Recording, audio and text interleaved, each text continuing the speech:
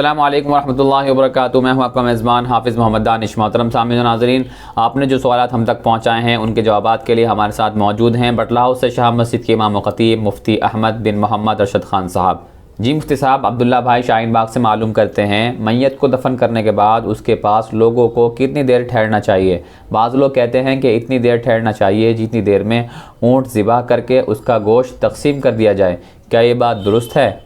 بسم اللہ الرحمن الرحیم، الحمد للہ وحدہ والصلاة والسلام علی من لا نبی بعدہ، اما بعد۔ جی ہاں، میت کو دفن کرنے کے بعد اس کے قریب اتنی دیر ٹھہرنا مستحب ہے۔ حضور اکرم صلی اللہ علیہ وسلم سے بھی اس طرح کی بات ثابت ہے،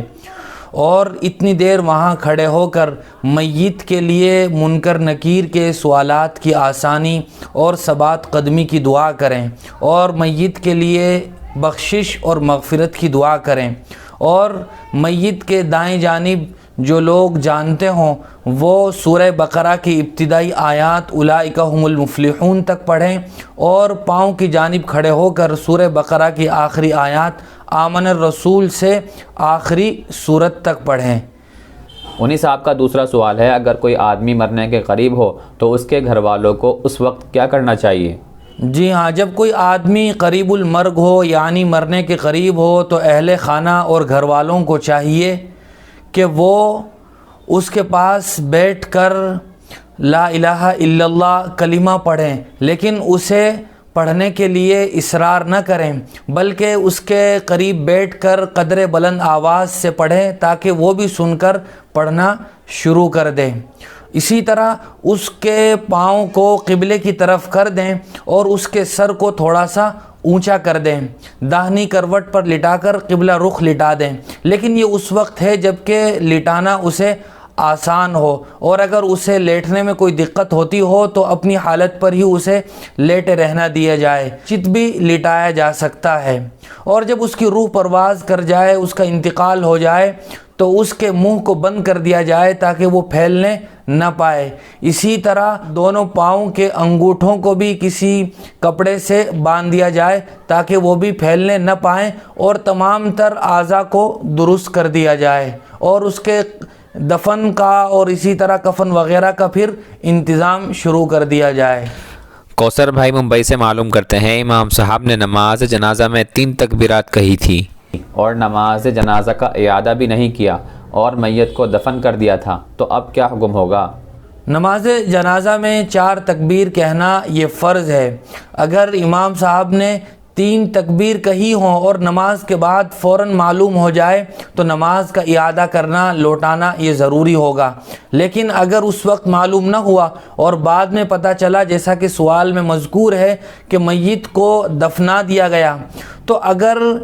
اس وقت سے پہلے کہ جب تک کہ میت کی نعش اور میت کا جسم گلنا سڑنا شروع نہ ہوا ہو، اور عام طور سے فقہا نے اس کی مقدار 3 دن سے بیان کی ہے، یعنی 3 دن تک اس کی قبر پر کھڑے ہو کر نماز جنازہ پڑھنا ضروری ہوگا۔ اور میت کا گلنا سڑنا یہ موسم کے بدلنے سے اور علاقے کے بدلنے سے بھی بدلتا رہتا ہے۔ کسی علاقے میں جسم جلدی سڑنا گلنا شروع ہو جاتا ہے، اور کسی علاقے میں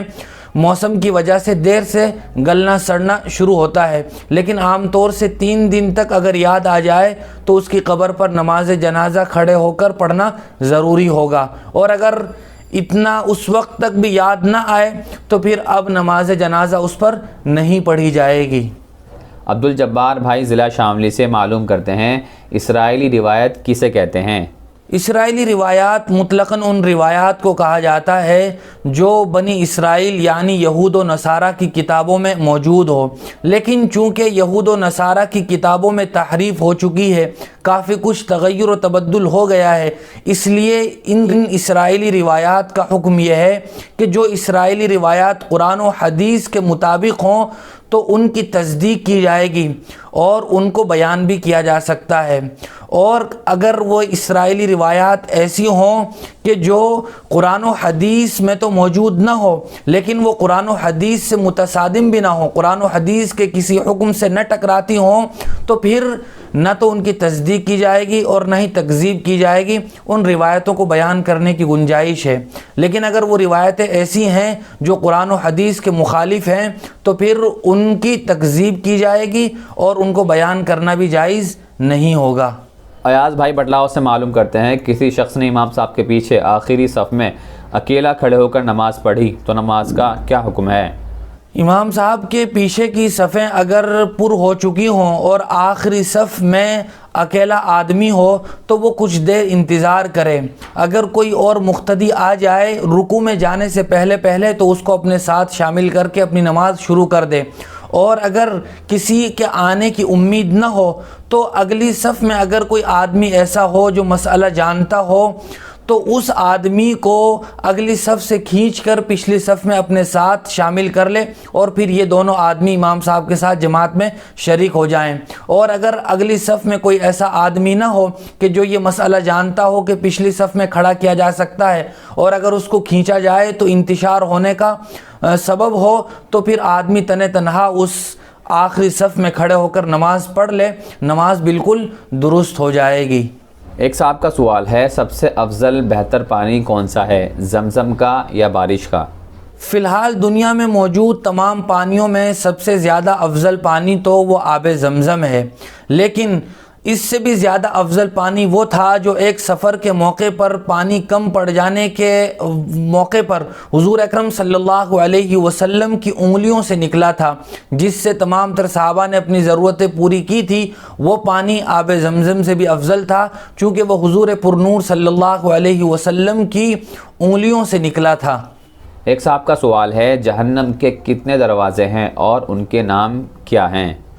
اللہ تبارک و تعالیٰ قرآن مجید میں ارشاد فرماتے ہیں، لہا سبعۃ ابواب، کہ جہنم کے 7 دروازے ہیں، اور یہ 7 دروازے جہنم کے 7 طبقات کے لحاظ سے ہیں۔ ہر طبقے میں مخصوص قسم کے لوگ داخل ہوں گے، اسی لحاظ سے ان کے نام ہیں، اور یہ 7 کے 7 نام قرآن مجید میں مختلف مواقع پر موجود ہیں۔ جیسے جہنم ہے تو قرآن مجید میں ہے وَلِلَّذِينَ كَفَرُوا بِرَبِّهِمْ عَذَابُ جَهَنَّمَ۔ دوسرے طبقے کا نام ہے لظا، وہ بھی قرآن مجید میں ہے انہا لظا نزاعۃ للشوا۔ تیسرے طبقے کا نام ہے حطمہ، وہ بھی قرآن مجید میں ہے وما ادراک ما الحطمہ۔ اور چوتھے طبقے کا نام ہے سعیر، یہ بھی قرآن مجید میں موجود ہے وقالوا لو كنا نسمع او نعقل ما كنا في اصحاب السعیر۔ پانچویں طبقے کا نام ہے سقر، وہ بھی قرآن مجید میں ہے وما ادراک ما سقر۔ اور چھٹے طبقے کا نام ہے جہیم، یہ بھی قرآن مجید میں موجود ہے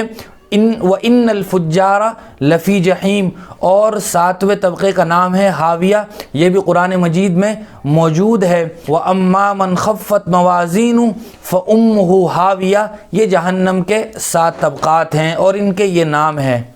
ایک خاتون کا سوال ہے، متواتر حدیث کسے کہتے ہیں؟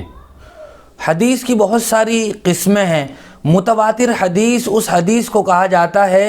کہ جس حدیث کو روایت کرنے والے حضور اکرم صلی اللہ علیہ وسلم سے لے کر ہر زمانے میں اتنے لوگ رہے ہوں کہ جتنے لوگوں کو عادتاً اور عقلاً جھوٹ پر محمول کرنا یہ مشکل ہو، یعنی اتنے سارے لوگ اس روایت کو بیان کرتے ہوں کہ عام طور سے اتنے لوگوں کو جھوٹا نہیں کہا جا سکتا ہے، اس حدیث کو حدیث متواتر کہتے ہیں۔ اور حدیث متواتر کی پھر 2 قسمیں ہیں، ایک لفظی ہے اور ایک معنوی ہے۔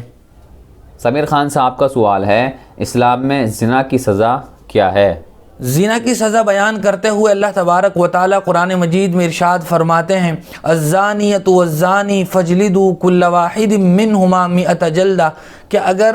زنا کرنے والا جوڑا وہ غیر شادی شدہ ہے تو ان کو 100 کوڑے مارے جائیں گے، اور اگر وہ شادی شدہ ہے تو پھر ان کو کسی میدان میں کھڑا کر کے اتنے پتھر مارے جائیں گے کہ وہ پتھر کھا کھا کے مر جائیں، جس کو رجم اور سنسار کرنا کہتے ہیں۔ بہت شکریہ مفتی صاحب آپ کا اسی طرح کی مزید مسائل کی جانکاری کے لیے ہمارے دار ارقم یوٹیوب چینل کو سبسکرائب کریں، ویڈیو کے نوٹیفیکیشن کے لیے بیل آئیکن کو پریس کریں، ویڈیو کو لائک کریں، صدقہ جاریہ کی نیت سے ویڈیو کو شیئر بھی کریں اور اسی طرح اپنے سوال ہم تک پہنچاتے رہیں۔ جزاک اللہ۔